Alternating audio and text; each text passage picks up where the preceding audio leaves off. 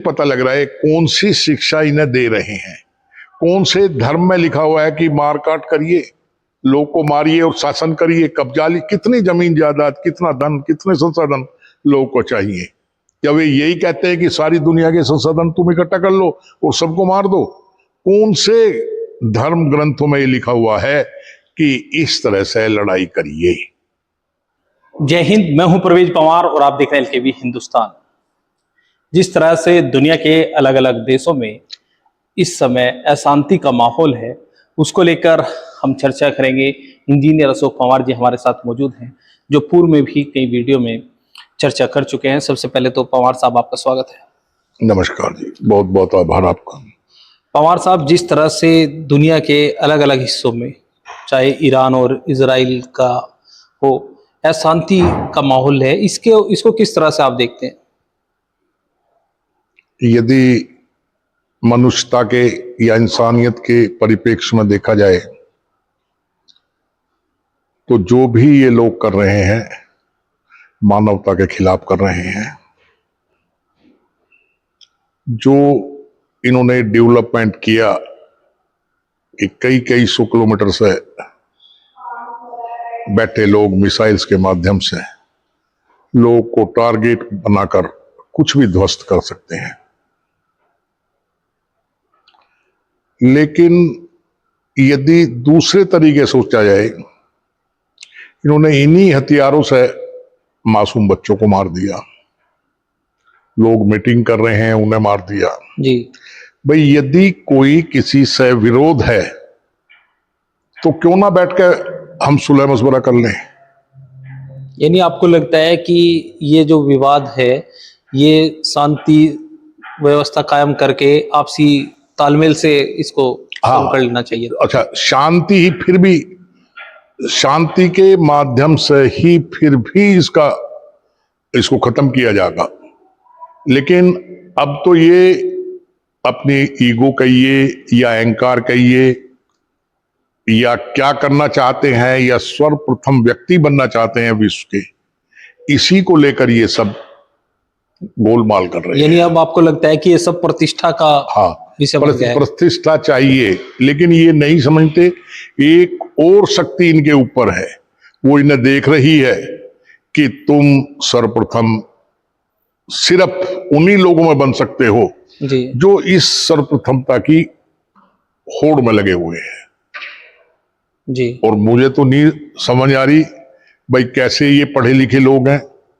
और यदि ये बात धर्म के आधार पर ली जा रही है जी, कि ये मुसलमान हैं, ये ईसाई हैं या और दूसरे तरह के लोग हैं, जी, तो मुझे नहीं समझ में आ रहा इनको धर्म के समझाने वाले, धर्म के वेत्ता ने क्या बात बताई है। जब ये धर्म की बात करते हैं तो क्या इस तरह की बातें करने के लिए इनके धर्मगुरु इन्हें इस तरह की शिक्षा देते हैं? यदि इनकी ऐसी शिक्षा है तो मैं नहीं मानता ये कोई धर्म की बात है।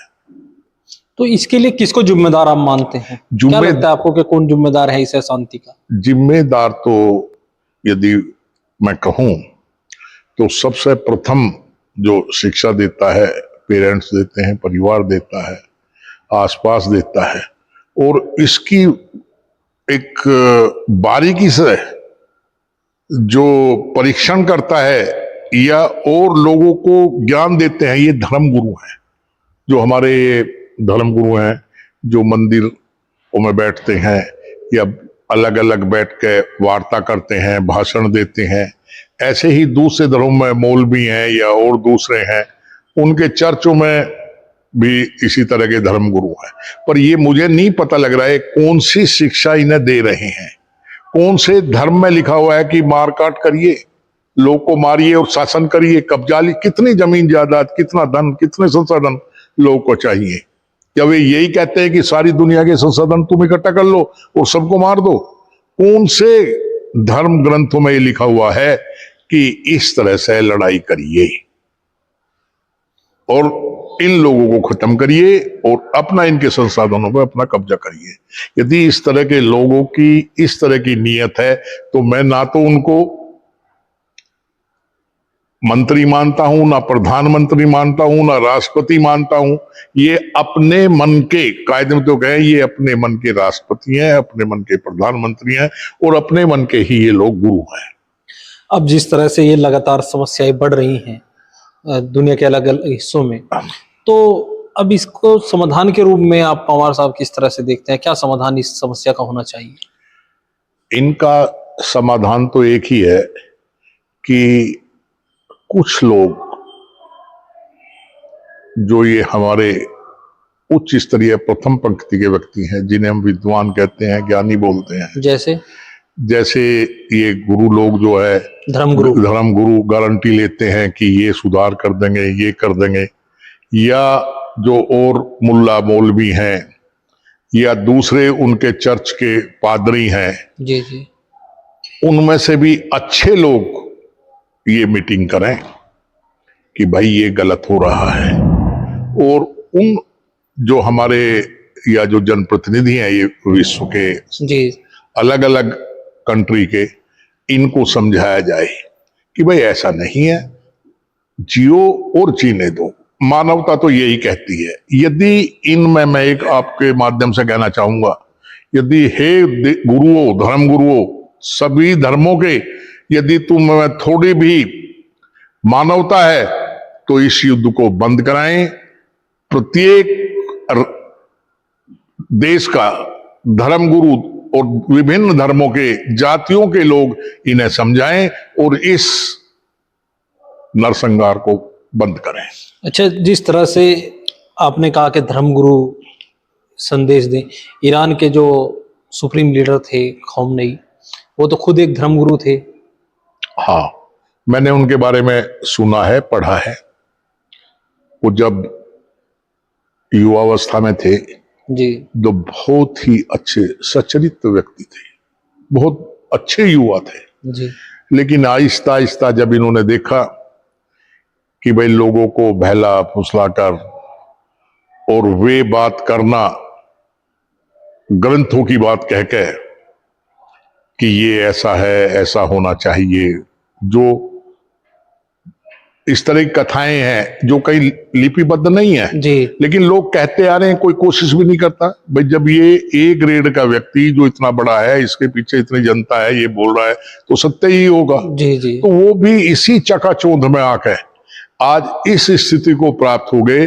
वे स्वयं खत्म हो गए और उन्होंने कितनी जनता खत्म कर दी, बच्चों का बलिदान कर दिया, लेकिन फिर भी अब जो उनके सक्सेसर्स हैं, जी, जी, वे भी उसी राह पर चल रहे हैं।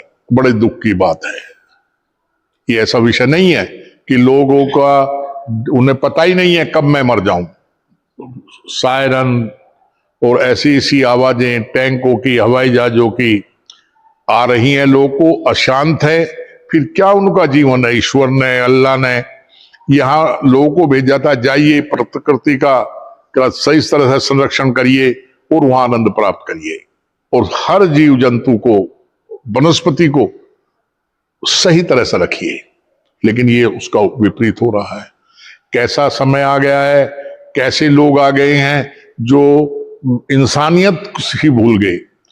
मैं आपको बताना चाहूंगा, जब हम छोटे थे तो लोग बोला करते थे कि भाई संभल के जाना, एक डंडा ले जाओ या कुछ ले जाओ, जानवर है। जी, अब जानवर इतना भोला हो गया, जानवर तो मनुष्य डर रहा, जी, पर मनुष्य डर रहा। आज की ये परिस्थिति हो रही है। कैसा युग है, कैसा डेवलपमेंट है यार। बिजली आ गई, या आपका पानी आपके टोटी में से निकल रहा है, गैस आ गई, पाइप से खाना बन रहा है। क्या आवश्यकता है इसकी, जब तुम्हें जिंदा ही नहीं रहना, जब मरना ही है। इतना संरक्षण संसाधनों का क्यों किया, किस लिए कर रहे हैं आप? ये मेरी समझ से बाहर तो है। आपको लगता है कि पहले जीवन की रक्षा हो, उसके बाद तमाम आधुनिकता और ये हाँ, उसके लिए क्या प्रयास किए जाने चाहिए? प्रयास तो ये किए जाने चाहिए। आप अब यही देख लीजिए, डेली सबसे पहले व्यक्ति पेपर में देखता है या नोएडा में बैठा हुआ कि प्रदूषण का लेवल क्या है। जी, फाइन, वो देख लिया, फिर थोड़ा सा चिंतित, फिर मरे गिरों की खबरें, लेकिन एक भी खबर ऐसी नहीं आती कि भाई ये किया लोगों ने, प्रमुखता से छापनी चाहिए।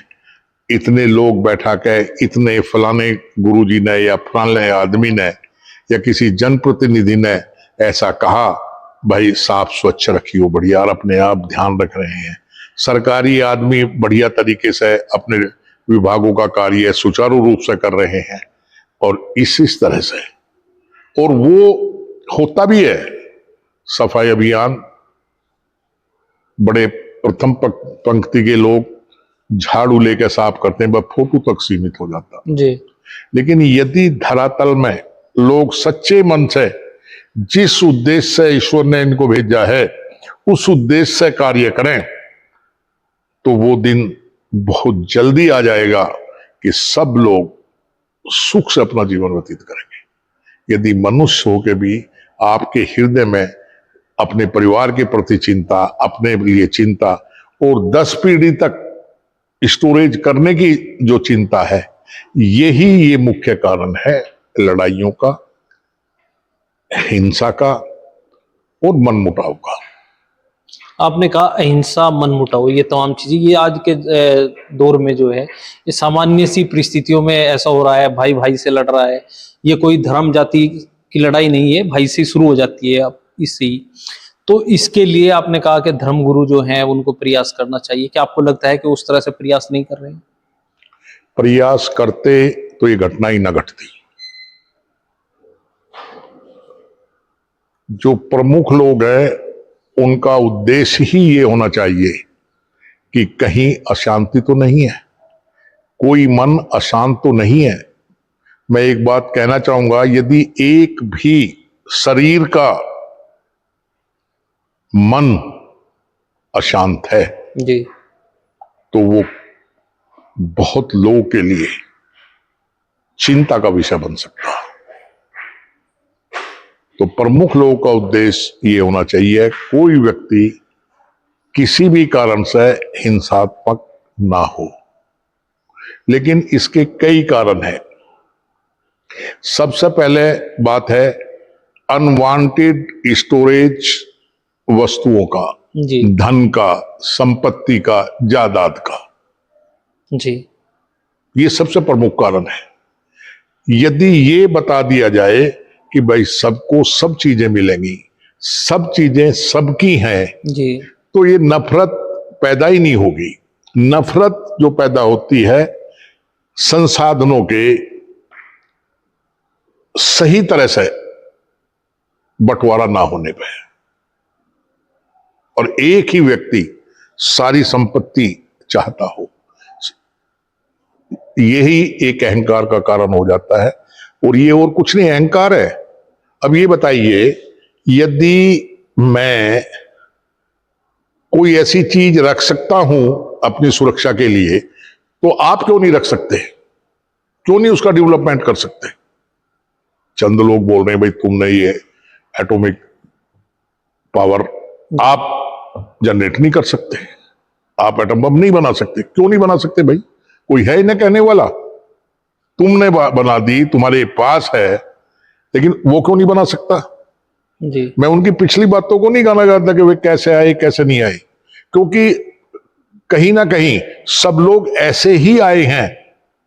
जैसे ये खुमैनी, मरहूम खुमैनी साहब आए, जी। सब लोग जो कह भी रहे हैं वो अपने जो है गिरवान में झांक के देखे। और यदि, हाँ, मैं ये नहीं कहता कि पूरी दुनिया में यही है,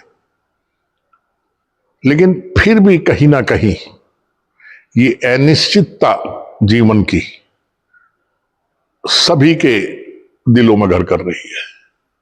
और इसको मिटाना, भाई कोई तो हो, किसी की माने तो ऐसे लोग जन्मे हो जी। जो इस तरफ देखें, शांति की तरफ देखें।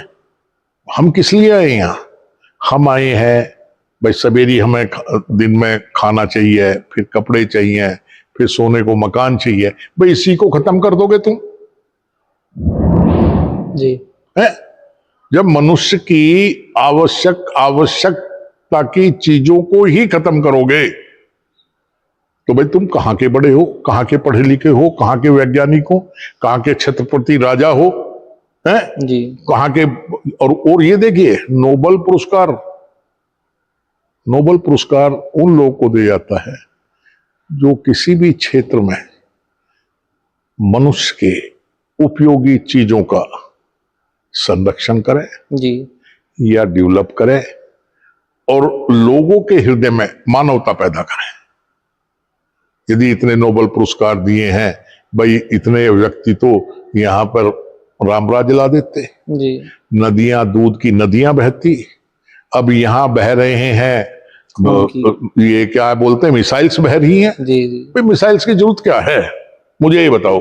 तुम मिसाइल्स जो है हाथी को मारने के लिए है, शेर को मारने के लिए है, बट जब तुम अपने भाइयों को ही मारने के लिए मिसाइल्स बना रहे हो, उद्देश्य क्या है? कोई पूछे तो सही।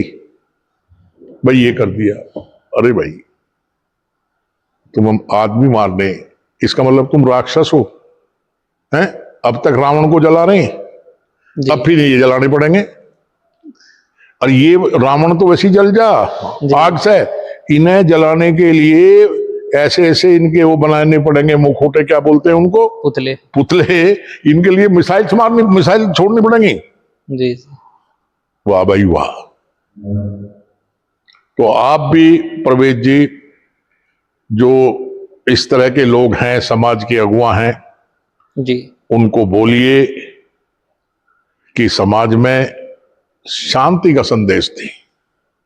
जिन जिन लोगों ने समाज में शांति स्थापित करने की कोशिश की है, उन्हें लोग याद करते आए हैं। जी और मुझे तो लगता अब लोग मिसाइल्स को याद करेंगे। बच्चों से पूछिए, जब चर्चा होती है भाई हमारे देश ने मिसाइल्स बना दी जो 5000 किलोमीटर आदमी को मार देगी, भाई 5000 किलोमीटर में तेरी क्या दुश्मनी भाई?